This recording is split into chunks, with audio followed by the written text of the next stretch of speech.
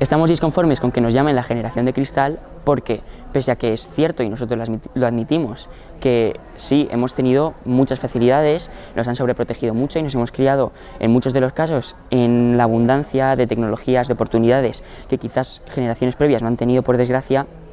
lo que tampoco nos parece justo es que se niegue la parte de esfuerzo que a nosotros nos corresponde. Nosotros también nos esforzamos todos los días, hacemos un bachillerato, tenemos unos estudios que cada día nos cuestan y tienen, pues bueno, esa parte que